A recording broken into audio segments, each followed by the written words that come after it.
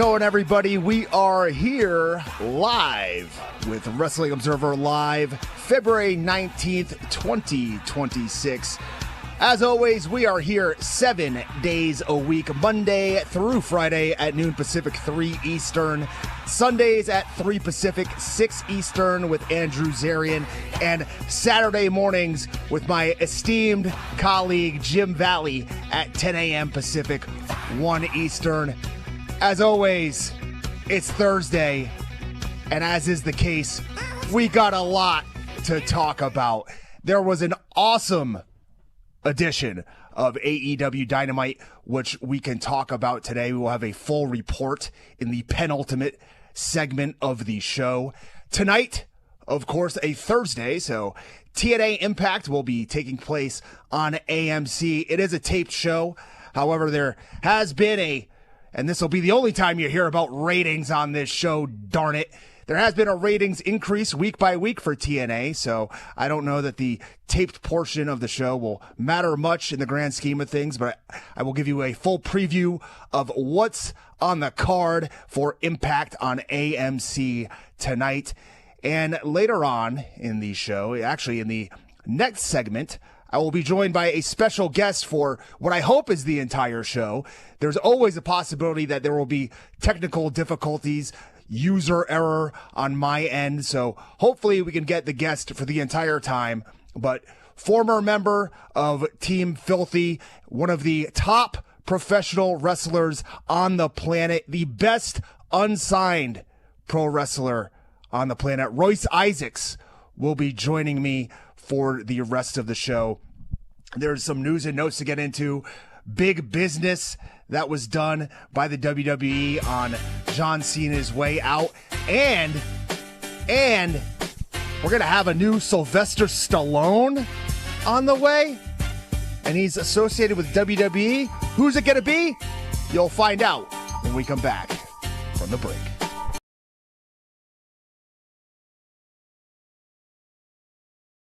Just a quick note before this free video. If you click like and subscribe, I'd be very thankful. Well, we reviewed SmackDown yesterday, Tom, and you don't even get SmackDown. You're very, just, you know how you are. Fine. Whatever. I don't care. Whatever. That's your impression of me? Yeah, that's my impression of you. Wow. So what are we, at least, I hope you at least watch a SmackDown main event. I watched the entire show. Okay, because there's a lot of people that still like your review, Tom. I went on the board, and I saw like 2 people. Yeah, do you go on Twitter? Yeah, I do go on Twitter, You read my emails? I do go on the Twitter. Text messages? I mean... Do you go on Twitter? Because if you do, unfortunately, yes. You would have seen one of the greatest moments in world history. In world history, really. World history. Frank Tate walked away the victor of the fight, but he walked away an even bigger winner when it comes to life. This man completed what I would say is the best high five, the best dap up in the history of the galaxy. This man had his dog. And when I say dog, barely a dog. I mean D-O-G and D-A-W-G. This was a dog, baby. The dog was so proud.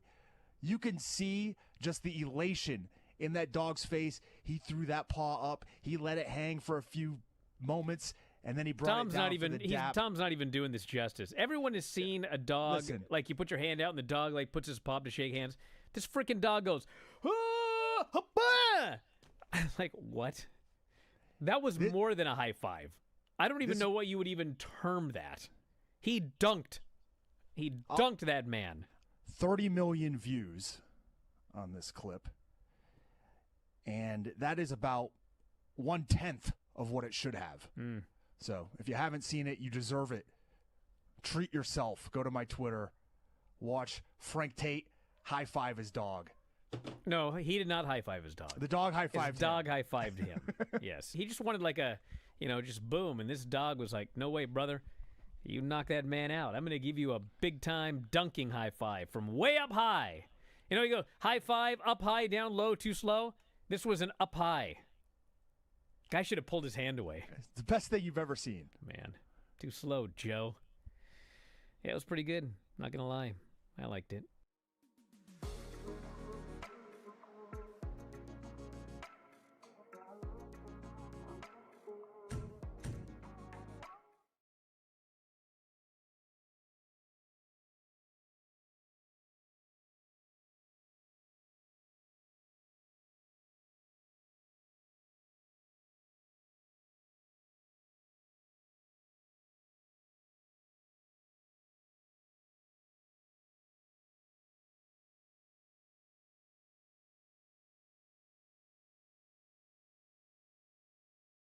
Wrestling Observer Live, back on the air with you. The streets is watching, and hopefully you're listening, because we have special guest Royce Isaacs on the line, hopefully. Yes, sir. Observe this, brother. Oh, we're already getting off to a hot start.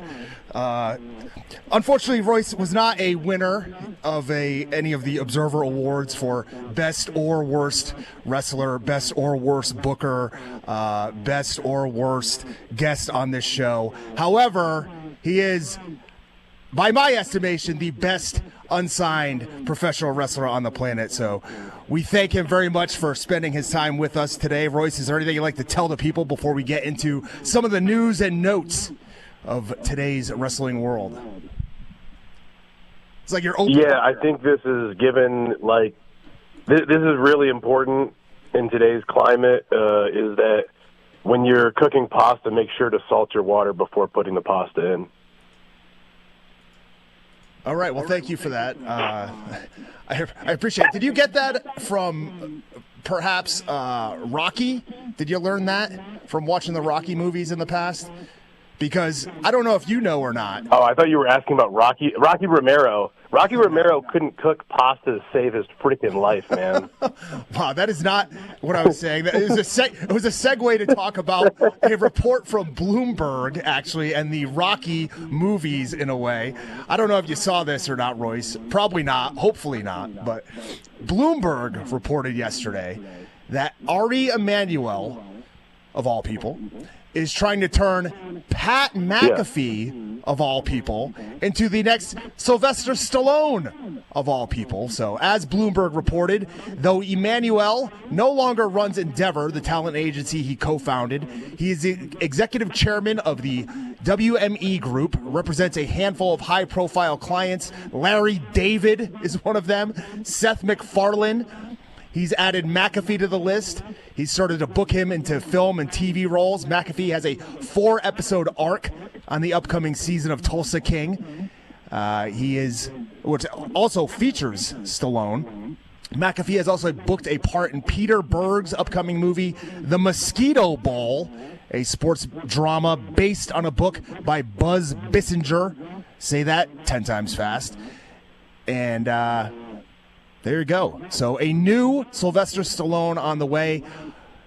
Over the Top, Fist, Rocky, of course, some of the fantastic movies that Stallone starred in over the years. So are you looking forward now to Pat McAfee being the next big action hero in our world? I'm ready for Pat McAfee to be our next overlord and hopefully be our president, in the coming future. And he takes over. No, I like Pat McAfee, his work in basically like all the fields that he's been in, including football and whatever. But Sylvester Stallone is a tough one because like everyone kind of remembers him for like Rocky and Rambo and whatnot. But like his strength in terms of like, I think he's kind of an underrated serious actor, but like it's in being this like somber, like not saying much, looking kind of sad, and like letting you kind of push him to that edge before he finally does whatever action is required. Like I just watched actually this week Copland for the first time, and he's really good in it. I think in a kind of a weird movie, but like he's really good in it. But it's like he's a very subtle guy, and like Pat's a very like loud, in your face kind of guy. I don't think like that's not at all a similar actor that I would imagine for those kind of roles, you know? Now, who is an actor? I'm trying to think of like an action movie star from the past that I can liken the Pat McAfee character to, because he is very bombastic. He's over the top virtually at all times, regardless of what he's involved in, whether it's football, wrestling. I mean, I guarantee betting, everything this guy's involved in. He's a character. So who from the past? Dolph Lundgren certainly was not like that. I mean, Arnold in some ways. Yeah, certainly that charisma is not the same. I wouldn't put those two in the same boat, but they both are larger than life personalities. You know what I could see Pat McAfee actually killing would be if he was like MacGyver. Or what about if he was MacGruber? He could. He's the kind of guy that could both be MacGyver and MacGruber. Like he could do the parody of his own thing. Yeah. Somebody in the chat, Brody Hubbard, asked if Pat McAfee is perhaps this generation's Kurt Russell. Maybe. Oh my God! Ban that guy from the chat. That's Kurt Russell is like an all-timer, and you're gonna. I love Pat McAfee, but come on, man. There's only one Kurt Russell. Wow. All right. Well, and I guess a little bit of other show business news. We could segue into that. Paul Walter Hauser has been attached to play Mick Foley in a TV series, and during an interview with the Stunner, I don't know if that was Stone Cold. I don't know if that was just some hot chick. But Hauser shared that he is now officially attached to play Mick Foley in a limited series. It's still in its early stages and has not been sold to a network. However, it's a significant step after they have been talking about the possibility for years. We can kind of break that news, Hauser said. I haven't said it yet, but I'm attached to play Mick in a limited series. We haven't gone out to market yet, but it's happening. So there you go. Hopefully I can bring some of my personality to that aspect as well, because when you tell the story about Mick Foley, you've got to humanize the guy. We're not just telling the Mankind story. It's like, no, this is the Mick Foley story. So pretty cool piece of business there. Of course, Hauser has been in a million movies, Zootopia, amongst others, and been wrestling on the indies. He wrestles frequently for MLW. He's wrestled for Ring of Honor in the past year. So another pro wrestling project that is set to hit your TV screens, hopefully in the next few years. I mean, I think he's kind of perfect for it. If, like, he's going to really, really care about doing that role justice, and he's got kind of the physicality, body-wise, and he's done enough wrestling stuff. Whoa, I do think if that kind of a project. Can we back up there for a second, because Mick Foley is a gigantic man. Paul Walter Hauser is not. So just because Paul Walter Hauser is, rotund, I guess, more so than jacked. He has a ectomorphic body type. He is not the same size and stature as Mick Foley. Mick Foley's like 6 feet plus, 300 pounds.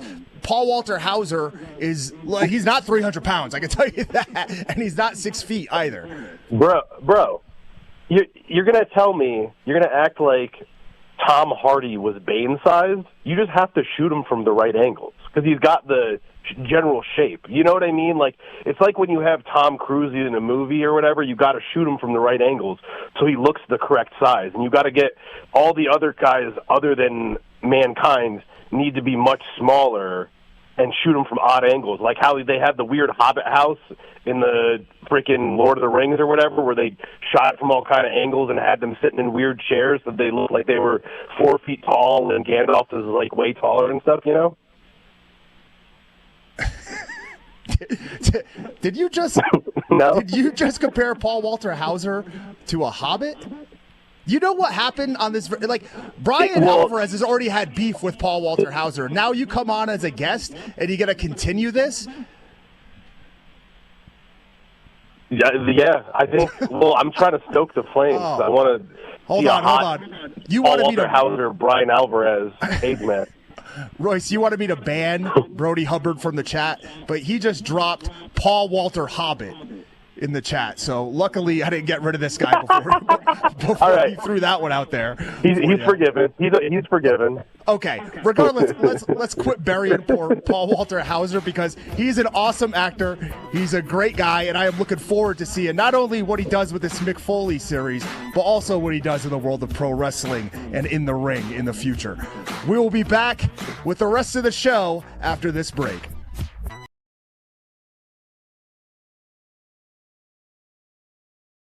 Just a quick note before this free video. If you click like and subscribe, I'd be very thankful. I think this show was like the best and worst of AEW. The earliest story of this show was somebody almost died in every match. I thought MJF's head was going to fall off his body. It looked like he put his own head into the mat as hard as he could. Momo kicks Mercedes. Mercedes might have a bruised larynx. I was certain Swerve had broken his neck. Man, this dude landed right on his head. Mariah May versus Toni Storm. Good Lord. Mariah gets her hands on a champagne bottle and smashes it right into Tony's crotch. Some guy in the front row holds up a sign that goes, "For the sickos!" It sure was. Like, well, goddamn, this was for the sickos, all right. As sick as you can get. Yes. I did not have glass to the vajayjay on my bingo card. I don't know why not. I certainly hope not. You should have. What kind of bingo are you playing over there? And the two big screens just read, "The End." This, in hindsight, absolutely should have ended the show. Maybe it should have. However, I can't guarantee that this match was going to be this good with this much heat 5 hours into the live show. Well, there's that. Following all those matches we saw. Like, true. every time people say this should main event, it's like, are you sure you want that? They went Takeshita and Kenny. Another incredible match. What is up with they have an announcer that wears a mask? Oh, no. God, please, not this. What Anyway, the match. What is that about? I actually was fixing to give Ospreay and Kyle Fletcher the highest star rating on the show, but I would say that by the last 3-4 minutes, I was like, well, you did a little too much here. People are going to be mad, but it's true. We didn't need the Spanish fly off the top of the cage. This match would have been as good or better without it. The penis first Styles Clash into the tax. That should be a finish. That should be a career ender. It is tomb silent. Oh, yeah, this crowd's dead. They've seen every single goddamn thing two human beings can do to each other, and now men are grappling. And Jason here goes, it's go away heat, Brian. He sucks. Listen, do you guys know what go away heat is? Listen. There were 11,000 people in this building. It's just like when people hated Jericho. There still is no evidence that he actually ran anybody off. They just didn't want him. Like, there's a difference. You want a different champion, but who is quitting AEW because Jon Moxley retained tonight? Put the belt on Swerve immediately, as soon as possible. It could be me, it could be you, it could be Mark, anyone. I don't want it. Just, it's run its course. All right. Golly, this Moxley has heat with these people. What did you think, Mark? Oh, I'm coming for you now.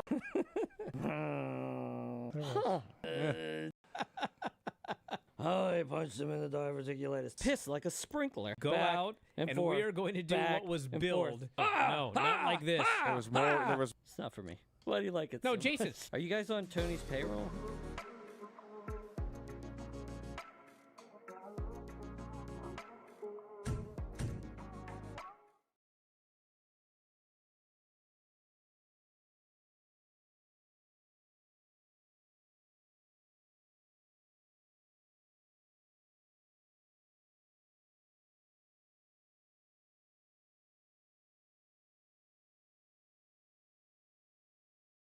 Observer Live back on the air. Again, a full week of false advertising. No Bryan Alvarez on the show. He's on vacation. Mike Sempervive has been compromised to a permanent end. But you got an old tag team reforming here for you on the show. And that is Filthy Tom Lawler, along with Royce Isaacs, our special guest, as we get into the rest of the news and notes in the pro wrestling world, or at least as much as we can get into before we deliver the AEW Dynamite report in the penultimate segment of the show. So in a little bit more of business news, I guess you could say, on the heels of somebody calling Paul Walter Hauser Paul Walter Hobbit in the chat, we move to big business in the world from John Cena's retirement tour. As reported by Post Wrestling's Brandon Thurston on Thursday, The December 13th edition of WWE Saturday Night's Main Event from Washington, D.C.'s Capital One Arena generated $6,553,000. I'm sorry. Hold on. This is such a number. I have never seen a number this big in my life when it comes to money. So I need to stop. I need to gather myself and come back. $6,553,883 in ticket sales. This far surpasses the previous clubhouse leader for non-stadium shows, which was the January 25th Raw on Netflix premiere at the Los Angeles Intuit Dome, which garnered nearly $5 million in ticket sales. 17,121 tickets were sold for that John Cena show where he famously quit after vowing not to quit for his entire life. And an average ticket price of $383, just under WrestleMania prices. So huge gate for WWE. And Royce, I mean, do you have any comments on John Cena? This is kind of, Bryan has been talking about this ad nauseum ever since he tapped out, ever since he quit. I'm just curious, how much did Gotch vs. Hackenschmidt draw comparatively? Do you really want? I mean, you have AI, right? Why don't you plug into Grok? I thought this was one of those things that you would just know. Like, I thought you would just know it off the top of your head, maybe. My guess for that time period would be probably somewhere in the range of $883,000. But I'll take a look when we go to a break, okay? And then we can compare. No, I got AI. It looks like 87,000 to 96,000 was the gate. Let me see what that is like in current adjusted terms. for inflation. Yeah, adjusted for inflation. Let's see, 96,000, 1911 money. Okay, this is riveting. I'm sure the people are loving hearing about this. The people they call in to hear. They want to hear people adjust for inflation. You know. No, I think they were okay. Oh, with that's only. Go ahead. It was only $3 million. Damn, dude, John Cena is 20 times more over than Gotch and Hackenschmidt. At least. Yeah. That's huge. Now, that show beat out the previous show, which took place at the Intuit Dome in Los Angeles, which is also going to be the host for the upcoming Ronda Rousey and Gina Carano fight. And a little bit of news coming out of that today, as the California State Athletic Commission has promised that there will be more rigorous testing for these two to address these worries about the two women in their advanced age, one of them coming off of concussion symptoms that she's talked about, the other having not fought for 17 years. The California State Athletic Commission Director, Andy Foster, confirmed both fighters will go through more rigorous testing, neurological exams. We're going to put Rousey through neurological and concussion battery testing and make sure she's okay. We're going to have our doctors take a look. The fighters are going to have to do a lot of medicals, both of them. As long as these women pass their medicals and pass all their neurological batteries and do the things they need to do, there's nothing wrong with this fight. Well, it's obviously good that they're going to do more testing because as you advance in age, that is actually the biggest determining factor from if you recover from a traumatic brain injury or not. A lot of it is your age. However, I fought on the only ever Oscar De La Hoya promoted Golden Boy MMA show, and the main event of that show was Tito Ortiz, who, I don't know how you could perform neurological testing on him. I'm not sure that there's a brain inside of his skull to test, but his opponent was Chuck Liddell. And I just have a hard time imagining that a commission that allowed Chuck Liddell to fight in what was, I think, 2019 has the best interest of the fighters in their mind. But I digress, because that fight's going to happen. That fight is going to go down. It's going to go down on May 16th, the day after my birthday, and I'm going to treat it as a great birthday present for myself, because I know I'm going to tune in 100%. Yeah, I mean, I do appreciate, like, at least it's like an appropriate, like, I don't love when you have some dude, like, who's at the tail end of his career in the UFC just fighting, like, oh, we're going to just sacrifice him for some guy to get him, like, a top 15 ranking. But this is, like, appropriate. Neither one's fought in a while, and, like, they're kind of the people of their time. I mean, like, we have whatever Mayweather versus Tyson going down. Like, when you want to have some, you know, elder statesmen kind of still go out there and do their thing, if you match them up against someone who's kind of more age appropriate and whatever, and there's a little bit of that still, like, who knows what's going to happen, like, I'm into those kind of fights. Like, I still like seeing those people fight. It's just, you know, don't put them in there with a young killer, please. Yeah, I was actually really surprised when I looked at the age and I saw that Gina Carano is 43 years old. She's only a year older than me, because she has been out of the game for so long that I just imagined she was like a relic from a time past. You know what I mean? I thought, like, she's like the Bob Fitzsimmons of women's MMA at this point, with her putting her dukes up, you know. But she's only 43 years old, so, I mean, hey, I don't know. Maybe she's like Mark Henry. She's still got a lot left in the tank. We'll find out on May 16th at the Intuit Dome. Tonight, we will also find out what goes down on AMC on TNA Impact. A mouthful of TNA on AMC. The show, you can find out what happens on the show because it's already been taped at the Pinnacle in Nashville on Valentine's Day. So if you were live on Valentine's Day watching that show, you know what went down. You could also find these spoilers online, but I'm not going to give them to you. However, I will tell you that BDE, which I don't think I could actually say what that acronym stands for on the radio. BDE and Rich Swann will take on Sinner and Saint, who are an awesome team. That's your chance, Royce, if you got anything to say about them. Oh, yeah, no, man, Sinner and Saint are cool, man. I hope they take it. I really want to see them get a serious push here in TNA, so that's a good one.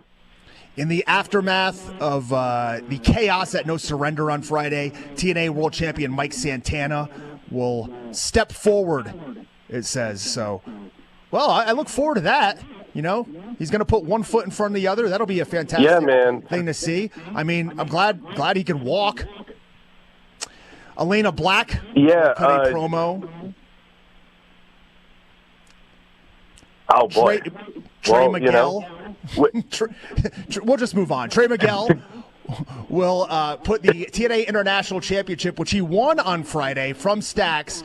He will put that title on the line once again against Stax with his fiancée, Ariana Grace. Yeah, I mean, I'm glad Trey's kind of landed on his feet since his whole deal with AEW kind of fell through and whatnot, so that's good to see. After winning the Knockouts Battle Royal on Friday, Jody Threat was threatened by Tessa Blanchard, and they will do battle tonight on TNA Impact. Big fan of Jody Threat. I thought she looked good in that Battle Royal. A beast. I once saw her eat 4 breakfasts at once. I promise you. That's not a joke. She ate 4 breakfasts in one sitting. I was going to ask. Yeah, I was going to ask if you had told the listeners if they knew that she had eaten so many breakfasts. It was a full breakfast, and then it was another order, I believe, of pancakes and more meat, and then a piece of cake, and then she left and went and got donuts right after that with Redacted. Not Dr. Redacted, but it was Masha Slamovich. And then in the main event of TNA Impact on AMC, it's going to be a guitar case casket match the most anticipated match of the night. Elijah and Mustafa Ali face off in the first ever, perhaps only ever, Guitar Case Casket match. They've been battling back and forth for months. Elijah has been smashing guitars on people. He's been getting smashed. Ali got dragged out by a horse a few months ago. Who will close the night sealed inside of the casket? I don't know. Well, we could talk about what happens on not TNA. Jesus, let's just go to a break.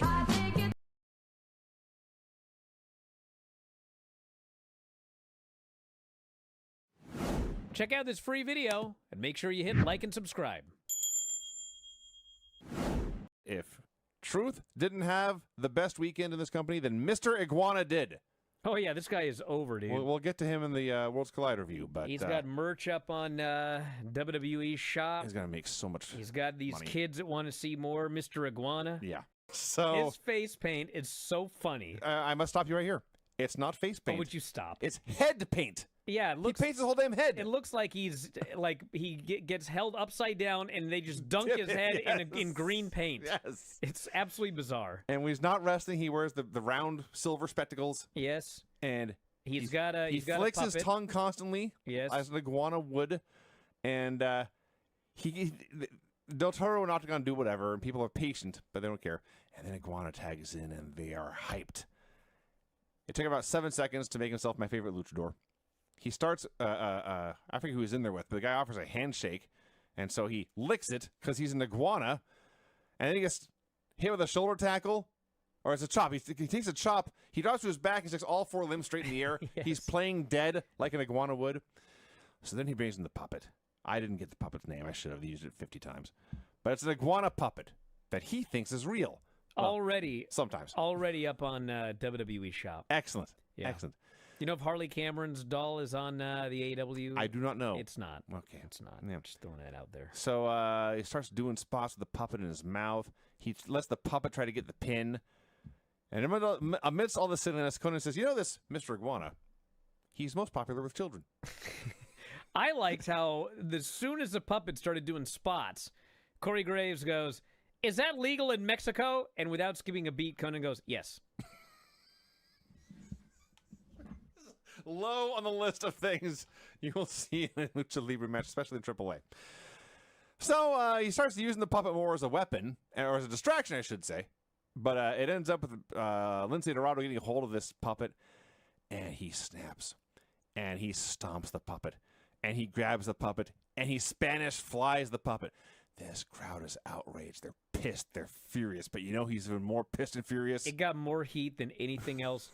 Maybe on the entire show, Mr. actually. Goddamn Iguana. They were who's furious. Seething, and his eyes are breaking out, and he snaps and just rips ass. He grabs his own lizard and is whipping these guys with it. And then they remember it's just a puppet, and they stop selling. This was a very, very fun match. I liked it a lot. And there's a lot to learn here about marketing. Yeah.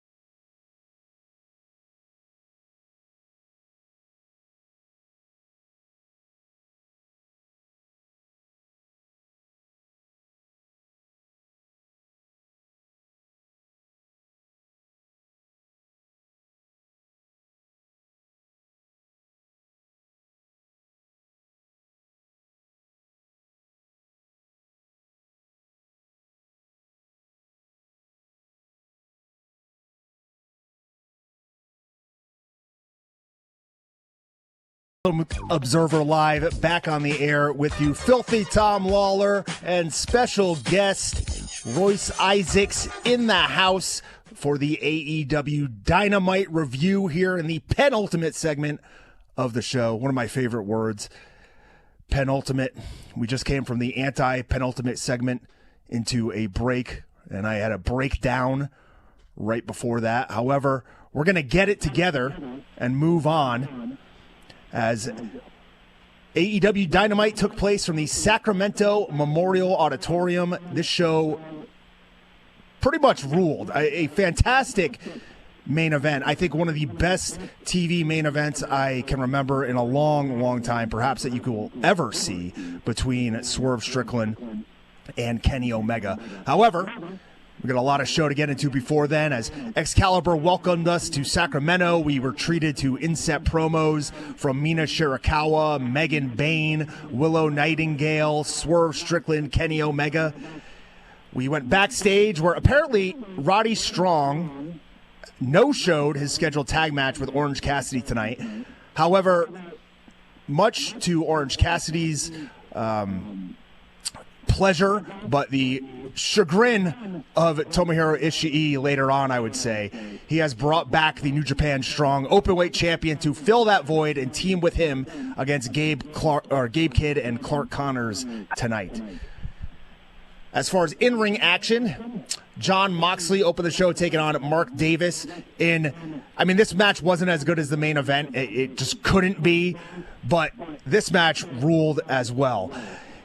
Davis's run has seemingly been like snake bitten by injuries, not only plaguing him, but now his newest partner, Jake Doyle. Early on in the show, they talked about Yuta avoiding or trying to avoid getting his head shaved after losing the fall at Grand Slam on Saturday.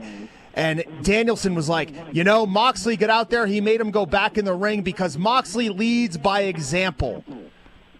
Does that mean because he's bald?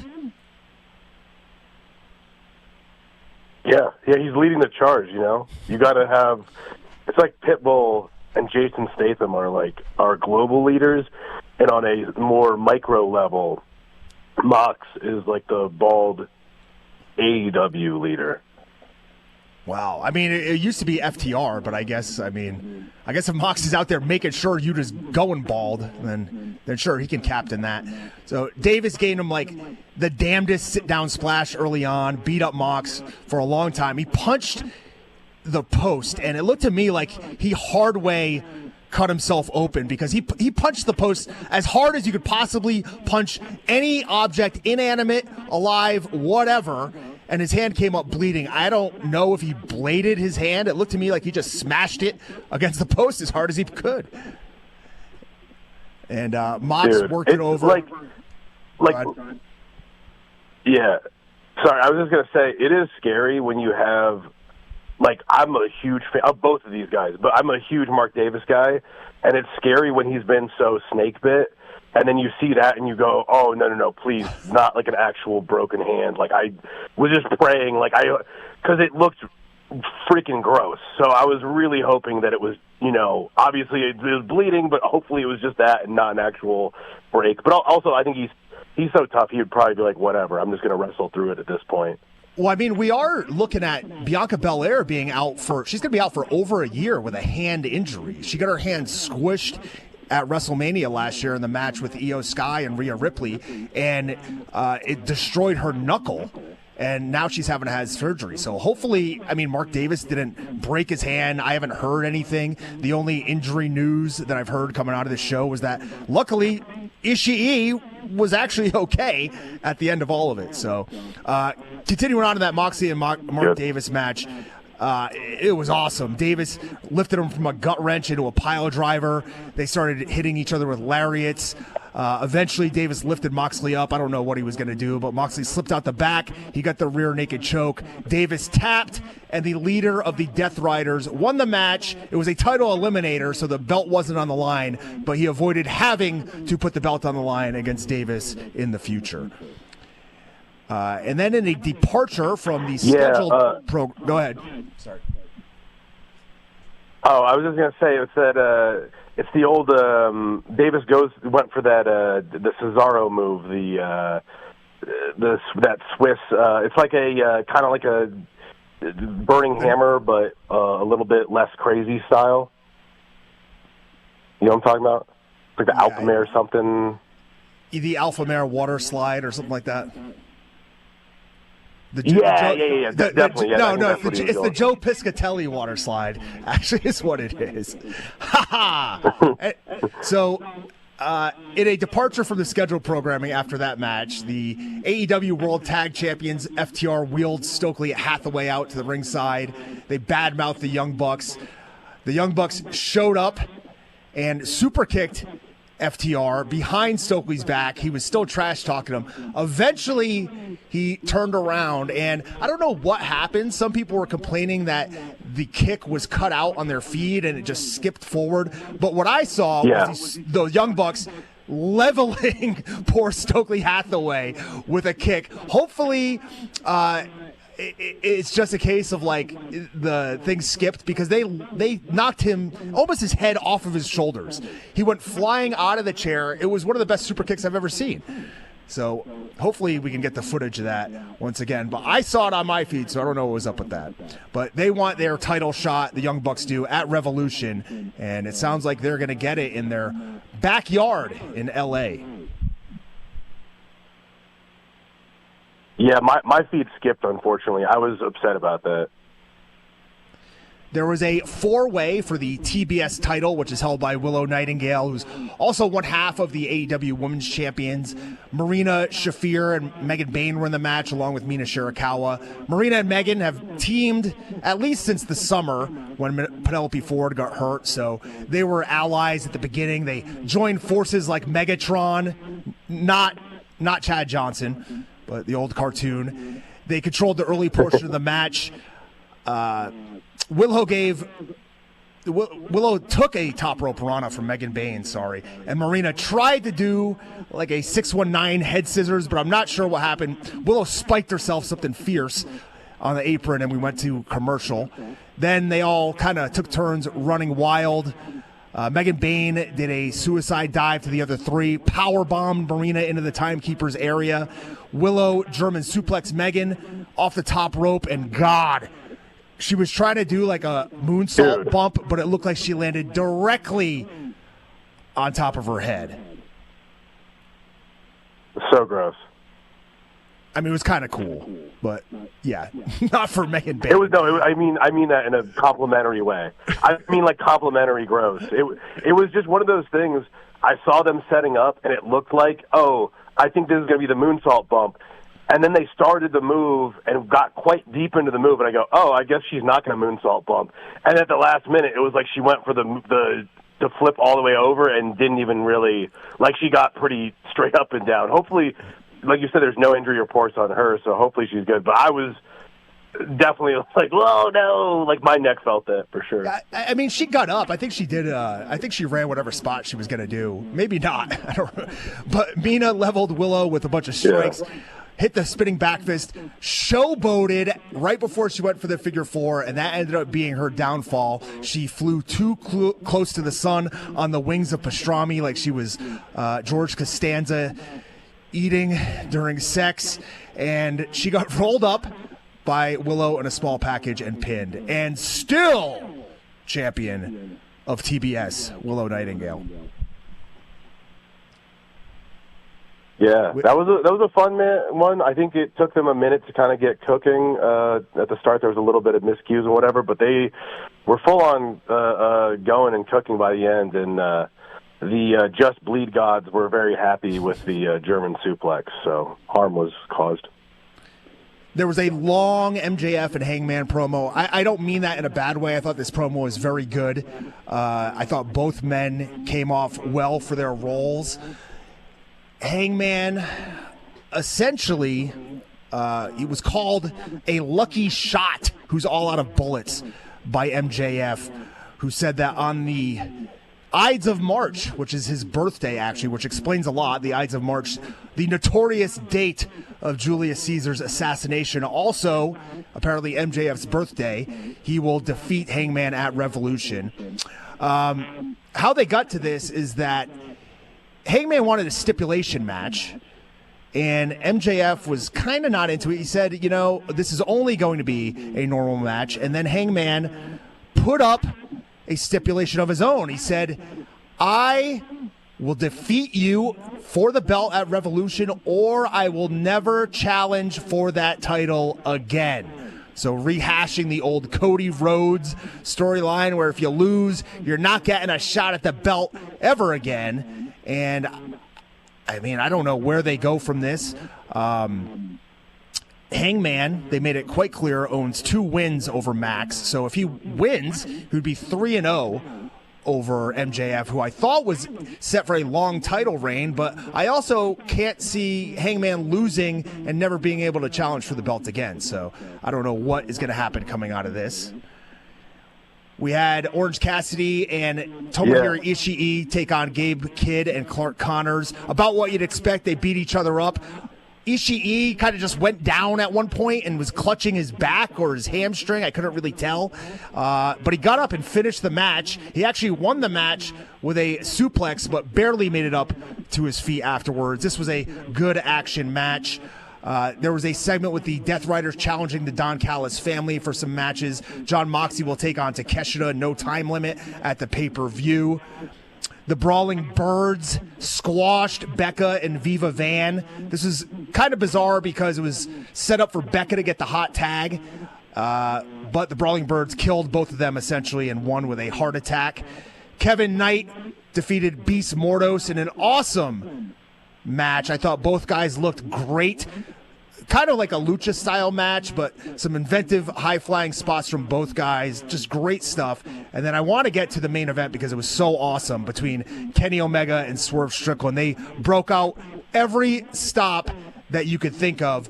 And towards the end, referee Aubrey Edwards got pulled in the way. We think they were kind of iffy about it. They couldn't tell if she just got in the way, but she ate a knee. And then Swerve Strickland went nuts. He ripped off the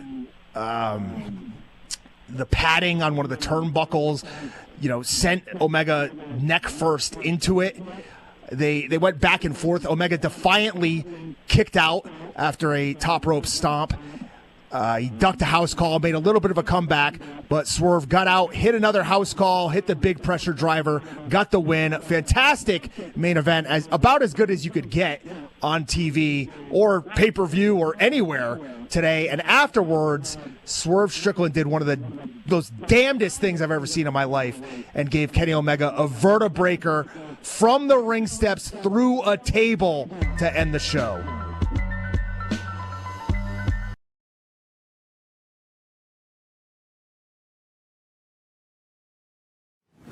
Check out this free video and make sure you hit like and subscribe. Hey, listen, we're going to start with the real main event of the weekend. We witnessed with our own eyes Minoru Suzuki versus Butterbean with Dan Severn as the special guest referee. The worst match in the history of professional wrestling. We all knew it was going to be a train wreck. Oh, yeah. I said, this is going to be a train wreck. I want to see this train wreck. I must see this train wreck. I will give credit to Butterbean. Butterbean was very, very fat, and I don't think that he could walk. And he spent a lot of time with DDP. Yes. Did a lot of DDP yoga. Yes. And DDP literally got him back on his feet. Yeah. The entire first round is just like standing there.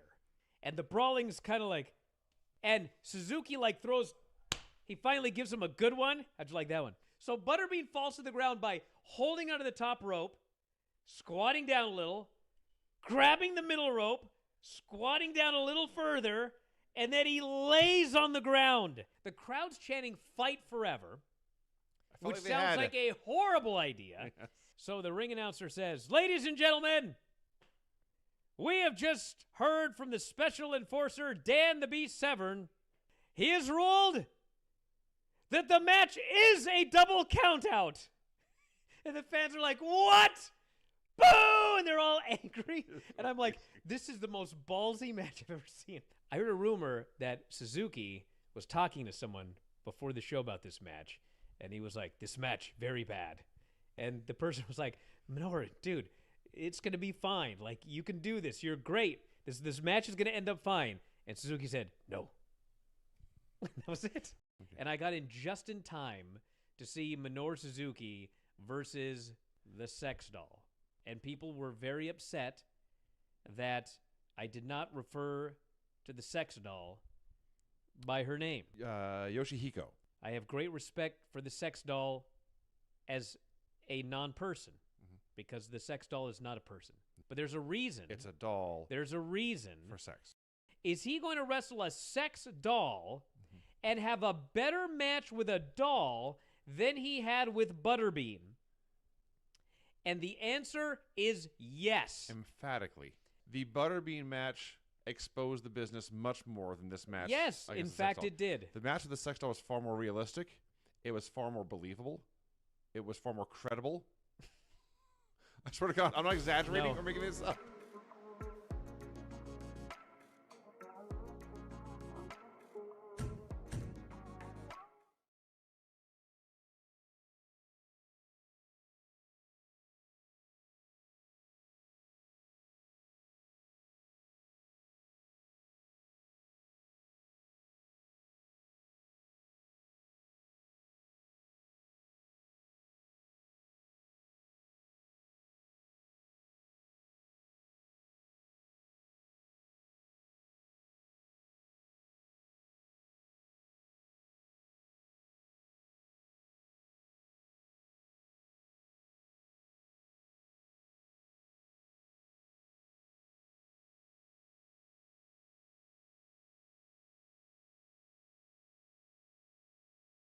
Wrestling Observer Live, right in the ice train into the end of the show. Filthy Tom Lawler here with Royce Isaacs. Special guest, Royce, if you have any thoughts on that main event, if you got any plugs, we got about 2 minutes for you to take us home. Yo, 2 minutes is tough. I realize on this that I'm like a blabber. Like, I love to blab. This is being a great example. So 2 minutes, I'm going to try to keep it tight. I thought the main event was sick. They had that crazy top rope dragon suplex. Everyone was doing insane top rope suplexes. And I was like, wow, that was quite something. But then you end it with the cop killer through the table. I mean, like, these boys were working hard on a Wednesday for that Sacramento crowd. And I will say the crowd was great all night. They were hot for everything. They kept everything, good energy, moving, all that. So, yeah, got to love it. Got to love Sacktown. Got to love Sacramento. Yeah, other than that, man, just plugging away here. I'll be at Relentless Wrestling here this Saturday in Spokane, Washington, and wrestling here in Los Angeles Sunday for Pandemonium at Duel of the Don Quixote, and got a big casino show next month for Relentless, and, you know. I'm not sure you could say what you just said on air. What was that? The Pandemonium at what? Don Quixote? Oh, Oh, yeah. Wait, Duel? Is Duel illegal? Don't worry. What's wrong? What did I say wrong? Well, over the past hour, a lot of things. If you're talking about this final segment, nothing. Don't worry about it. I'll talk to you off the air. Hey, everybody out there, thanks for listening. We will be back tomorrow. A fun Friday. I believe Lance Storm will be in the house. If not, it'll be another perfect storm of calamities. Thanks for listening. Thanks to Royce. Thank you, the metaphysical world. I'm out of here. Peace.